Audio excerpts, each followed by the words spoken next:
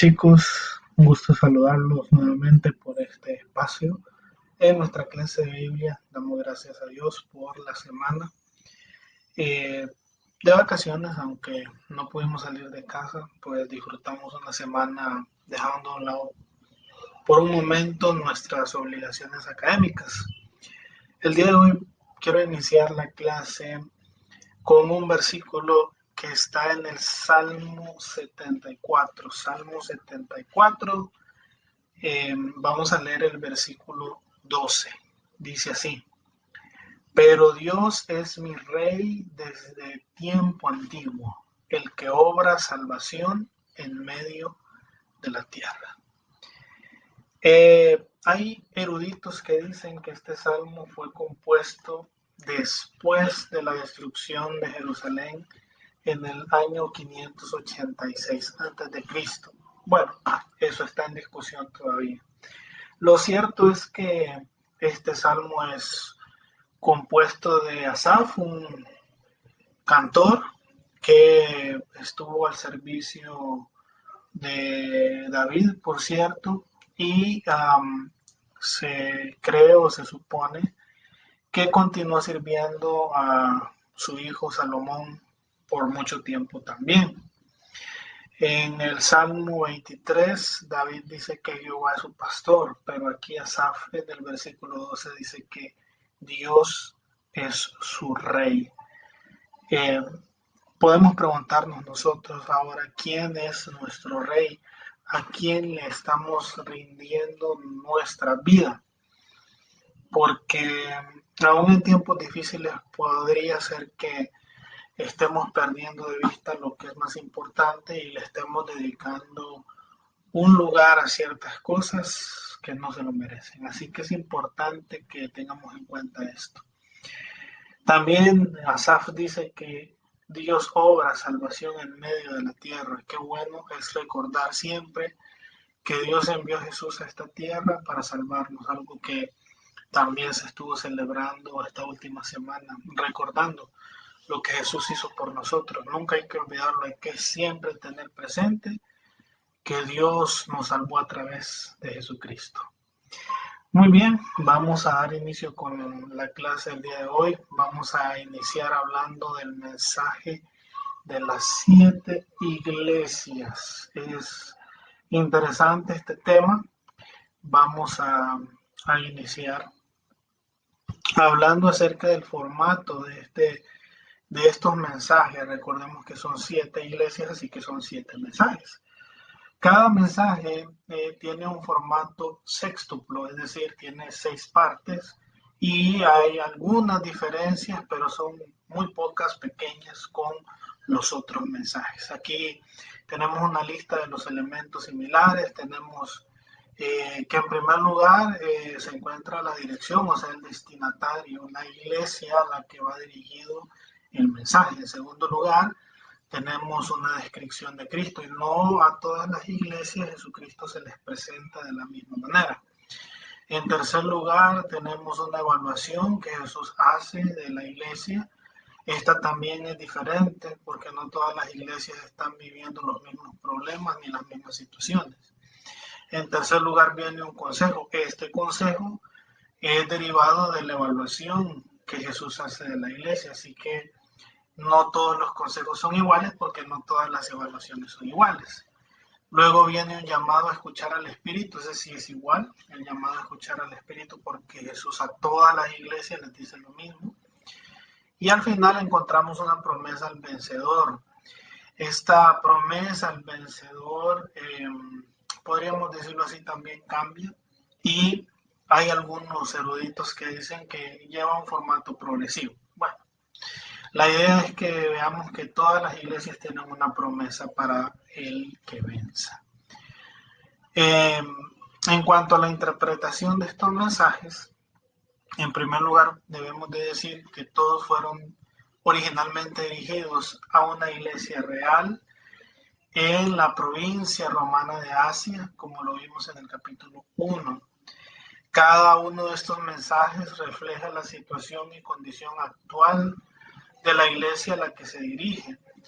junto con la situación histórica específica de la ciudad en la que la iglesia respectiva está ubicada. Es decir, eh, Jesús manda o envía un mensaje y ese mensaje está basado en lo que estaba viviendo la iglesia en ese momento. Y lo que estaba viviendo la iglesia en ese momento estaba influenciado directamente con la situación de la ciudad donde estaba ubicada la iglesia. Así que si queremos interpretar este mensaje, primero tenemos que leer el contexto de la situación histórica de la ciudad a la que se le dirige el mensaje. Porque si nosotros no tomamos en cuenta eso, puede ser que lo interpretemos de manera incorrecta. También hay que agregar que la Apocalipsis pretende ser una profecía, así que el contenido de estos 7 mensajes puede aplicarse a diversas condiciones de diferentes iglesias y a cada cristiano individual en todas partes y en cualquier tiempo de la historia. Hay algunos expositores que entienden los mensajes como refiriéndose a periodos sucesivos de la historia cristiana, desde los días de Juan hasta la segunda venida. Por lo tanto, parece que las 7 iglesias tipifican de algún modo la historia de la iglesia cristiana. Así que finalmente podemos entender estos mensajes como una evaluación que Jesús está haciendo de la iglesia a lo largo de la historia. Muy bien, teniendo esto en cuenta, vamos a dar inicio con la primera iglesia, que es la iglesia de Éfeso. La iglesia de Éfeso está contenida en el libro de Apocalipsis, capítulo 2. Ustedes tienen su Biblia por ahí, pueden sacar su Biblia. Y Apocalipsis capítulo 2, del versículo 1 al 7, es el que contiene el primer mensaje de las 7 iglesias. Eso también se encuentra en la página número 9 de su libro de texto, ¿verdad? Ahí aparece Apocalipsis 2-3, Cristo y la iglesia militante. Y en el primer punto, este que ustedes ven acá, está la primera iglesia, que es Éfeso, que está en Apocalipsis 2, del 1 al 7. La ciudad estaba ubicada más o menos a unos 100 kilómetros de la isla de Patmos, que es de donde Juan está escribiendo. Éfeso era el hogar de la diosa Artemisa o Diana, diosa de la fertilidad. Era una diosa que tenía muchos senos. En Hechos 19:27 se menciona a la diosa Diana y ahí se dice que se venera en toda Asia y el mundo entero. En ese tiempo la gente de Éfeso creía que la imagen de Diana había caído del cielo. Interesante. La ciudad de Éfeso era famosa por sus prácticas supersticiosas y por las artes mágicas. Sus ciudadanos eran considerados inconstantes, supersticiosos y también inmorales. Heráclito, un filósofo a quien se le conoció como filósofo llorón, vivió ahí. Se dice que nunca sonrió porque vivía en medio de la falta de limpieza de los efesios. Interesante. La iglesia de Éfeso fue la más influyente en la provincia de Asia. Fue fundada por Aquila y Priscila y el joven Apolo, según Hechos 18. Pablo también trabajó ahí por el espacio de 3 años y después envió una carta que es la que ahora nosotros encontramos en la Biblia como la carta a los Efesios. A pesar de tener mala reputación, la ciudad, en este caso, la iglesia o los cristianos en Éfeso crecieron rápidamente. Timoteo y Juan pasaron mucho tiempo también ministrando en la iglesia de Éfeso. Dijimos que la página 9 de nuestro libro de texto está, podríamos decir, condensado el mensaje, ¿verdad? Me gustaría que ustedes pudieran echarle un ojo a la página 9.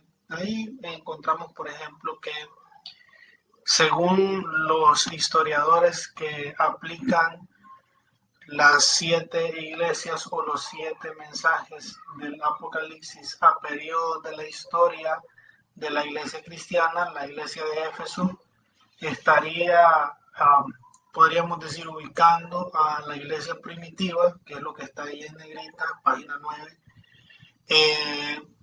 desde el año 31 después de Cristo, que fue el año en que Jesús murió, hasta el año 100 después de Cristo. Ahí hay algunos datos que ya les mencionamos. Según esta interpretación, la época que cubriría la iglesia de Éfeso es la época de la pureza de la edad apostólica. Jesús se identifica delante de esta iglesia como el que tiene las 7 estrellas en su diestra. Interesante. Se mencionan las cosas buenas de la iglesia. Has tenido paciencia, has trabajado arduamente, no has desmayado. Y hay una cosa mala, dice, pero tengo esto contra ti, que has dejado tu primer amor. Y ahí menciona algunas cosas que también ya mencionamos en nuestra presentación con respecto a la diosa Diana y también con respecto a las prácticas de las artes mágicas que había en la ciudad. El problema de la iglesia de Éfeso, que es lo que aparece en la página 9 como tercer problema, era que la religión de la iglesia llegó a ser legalista y sin amor. La gente había perdido el amor hacia Dios y hacia su prójimo. Y había un cuarto problema, un grupo herético llamado los Nicolaitas, liderado por un apóstol de Antioquía que había apostatado de la fe. Interesante, ¿no? Jesús le ofrece un consejo: arrepiéntete y haz las primeras obras. Y la promesa que encontramos ahí es que al que venza le daré a comer del árbol de la vida. Muy bien, ahora vamos a trabajar en el cotidiano. ¿Y qué vamos a hacer? Bueno, ¿cómo podemos aplicar el mensaje de Éfeso a nuestra vida? Eso es lo que necesitamos hacer hoy. En primer lugar, Dios le dice a Éfeso: has olvidado tu primer amor. Aquí estamos hablando del amor hacia Dios, bueno, y en extensión hacia el prójimo. Hoy todo el mundo dice que ama a Dios, pero la pregunta es: ¿lo demuestra? Así que en su cuaderno van a escribir cómo puedo demostrar que sigo amando a Dios, maneras, formas, en cómo ustedes creen que pueden demostrar que aman a Dios. No es que lo digan, sino cómo lo pueden demostrar. Y junto a eso, tienen que escribir también cuántas veces lo han hecho esta semana, o sea, cuántas veces han demostrado que aman a Dios. Si me dicen las maneras, entonces también me pueden decir cuántas veces lo han demostrado en la última semana. En segundo lugar, dice: recuerda dónde has caído. Si antes hacíamos cosas buenas o nuestra vida estaba mejor o hay cosas en nosotros que estaban mejor, ¿qué cosas son? Este es un asunto de reflexión, de pensar si en realidad hay cosas en nuestra vida que no están bien y que antes estaban mejor, ¿verdad? Entonces vamos a escribir también como parte de nuestro cotidiano si hay cosas en nuestra vida que antes estábamos haciendo mejor y ahora no las estamos haciendo tan bien. En tercer lugar, Dios le dice a Éfeso: arrepiéntete. ¿Qué es arrepentimiento? El arrepentimiento es el pesar que una persona siente por algo que ha hecho, dicho o dejado de hacer. Y aquí es donde está el punto interesante. Dice: quien se arrepiente cambia de opinión y actúa de forma consecuente con un determinado compromiso. Hay cosas de las cuales tú necesitas arrepentirte. ¿Qué cosas serían?